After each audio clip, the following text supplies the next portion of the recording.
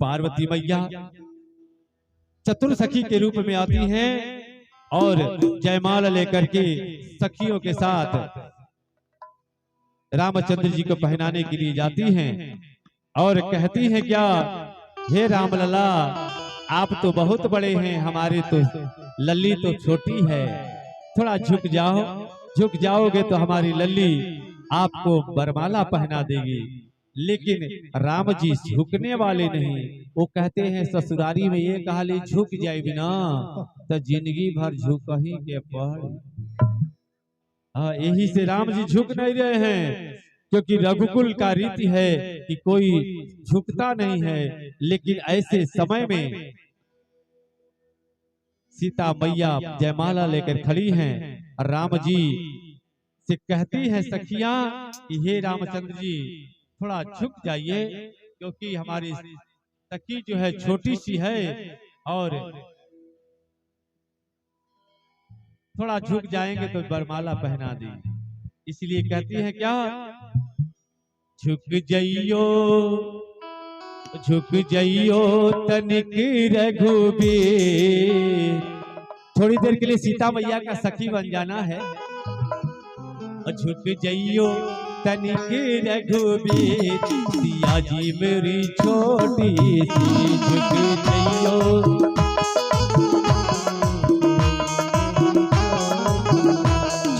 जइयो तनिक रघुबीर, सिया जी मोरी छोटी सी, झुक जइयो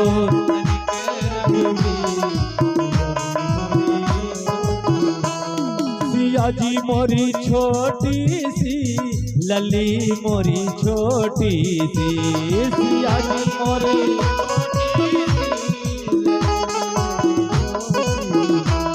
सिया जी मोरी छोटी सी, लली जी मोरी छोटी सी, सिया जी मोरी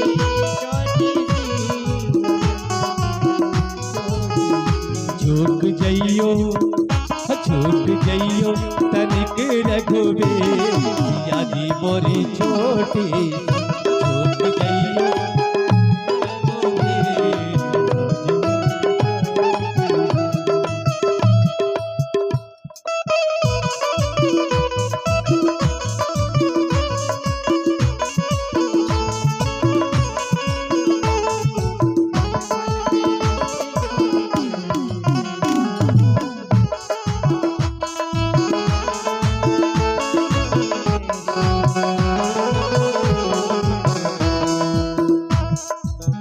गावे गीत मनोहर बानी, गावे गीत मनोहर बानी, गावे गीत मनोहर बानी, गावे गीत मनोहर बानी, संग सहेली सुभग सयानी, संग सहेली सुभग सयानी, संग सहेली सुभग सयानी, संग सहेली सुभग सयानी। सखिया कहती है, हे सरकार अब तो दया करो, कब से जयमाल लेकर खड़ी है, इसका पैर भी अब दुखने लगा, अब दुखने लागे शरीर, सिया जी मोरी छोटी सी, अब दुखने लागे शरीर,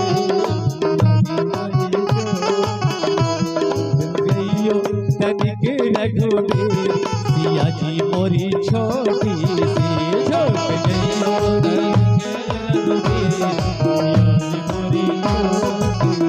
जइयो झुक जइयो तनिक रघुबीर, सिया जी मोरी छोटी सी, सिया जी मोरी छोटी सी, सिया जी मोरी छोटी, जइयो तनिक रघुबीर,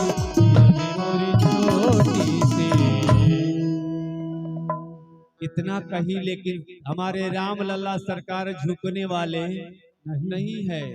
जब नहीं झुके तो चतुर सखी ने कहा, सीते अब तुम भी कोई व्यवस्था करो, और सीता जी ने एक नजर लखन भैया पर डाली, कहा लखन भैया अब आप ही हम दोनों के मध्य में कुछ व्यवस्था बनाइए, नहीं तो मामला बिगड़ने वाला है।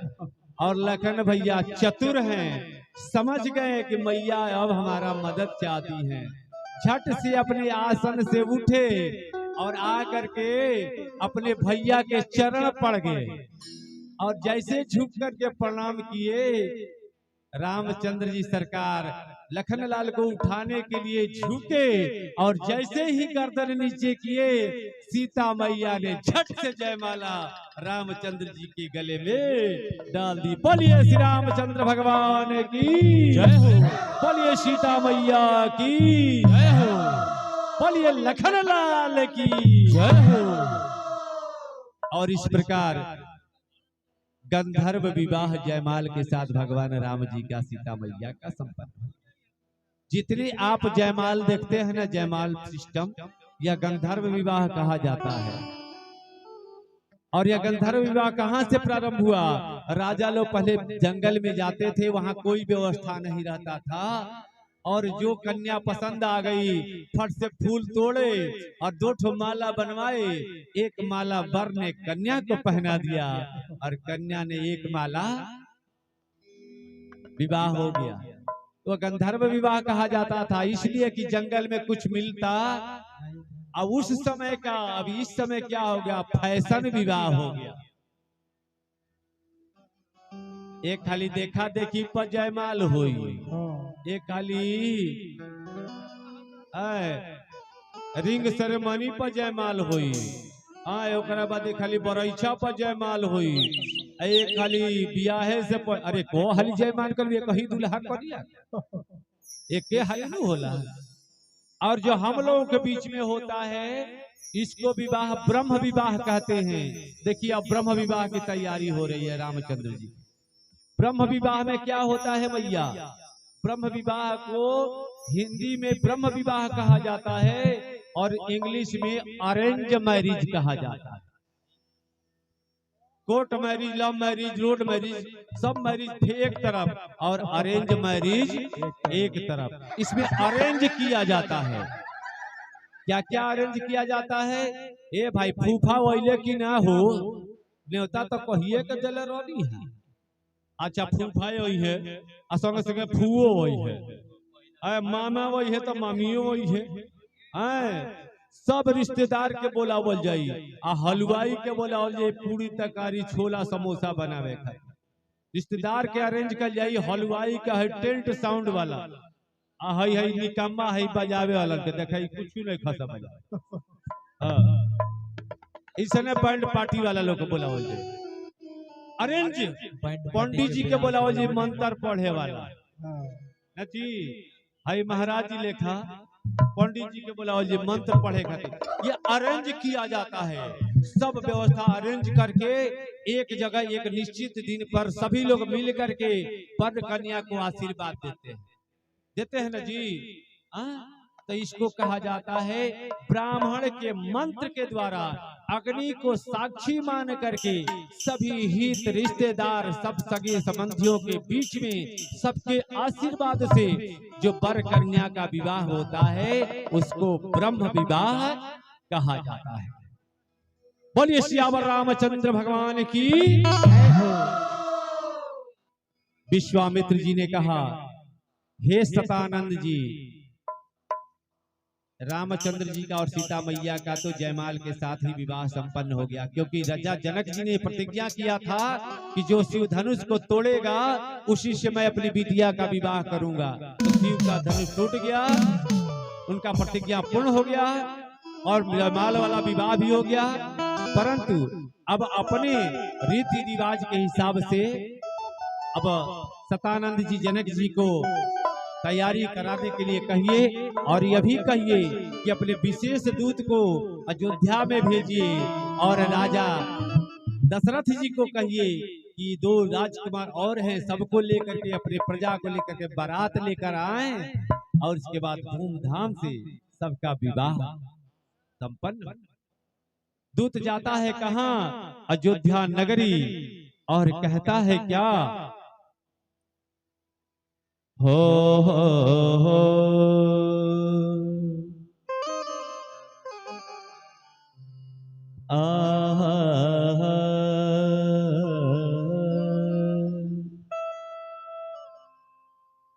दूत पहुंचते हैं कहाँ? अयोध्या जी में, और राजा दशरथ जी के दरबार में पहुंचते हैं। पहुंचे दूत रामपुर पावन, हर से नगर बिलो की सुहावन। महाराज दशरथ जी के महल को देख करके दूत बड़े प्रसन्न होते हैं और कहते हैं कि हमर महाराज जनक जी के दरबार से आए हैं, मिथिला से एक आपके लिए शुभ समाचार लाए हैं। आप महाराज दशरथ जी से कहिए कि हमारा यह समाचार आप ग्रहण करें। दूत तो लेकर दरबार में चले जाते हैं और करी प्रणाम तिन पाती दिन्हे, अमुदित महीप आप उठिले। पाती को महाराज दशरथ जी अपने हाथों से लेते हैं और पढ़ करके अपने मन में बड़े ही प्रसन्न होते हैं। दूत से पूछते हैं, कहो दूत कहाँ से आए हो? दूत कहते हैं, महाराज हम तो जनकपुर से आए हैं और हो राजन दूत हई हम, हो राजन दूत हई हम जनक राज दरबार के। हई चिट्ठी बा सरकार के, हो राजन दूत हई जनक राज दरबार के। चिट्ठी बा सरकार के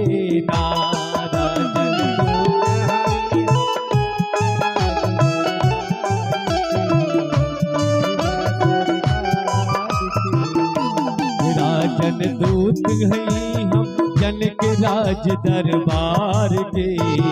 चिट्ठी बा सरकार के नाम। राजन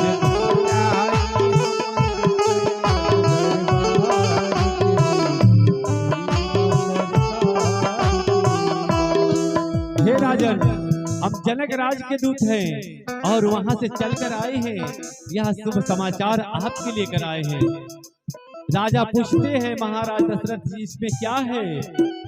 दूत कहते हैं, अवसर आइल परम पुनीता, राजा जनक के बिटिया सीता। अवसर आइल परम,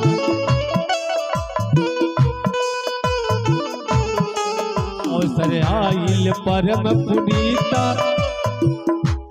राजा जनक के बिटिया सीता। अवसर आइल परम पुनीता,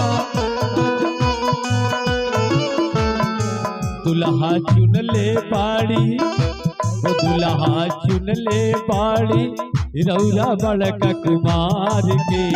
राजा जनक दरबार से ना, राजा चुन ले बाड़ी, राजा जनक दुल्हा चुन ले बाड़ी, रौरे बड़का कुमार के। राजा जनक दरबार से ना, राजन दूत हई हम राज दरबार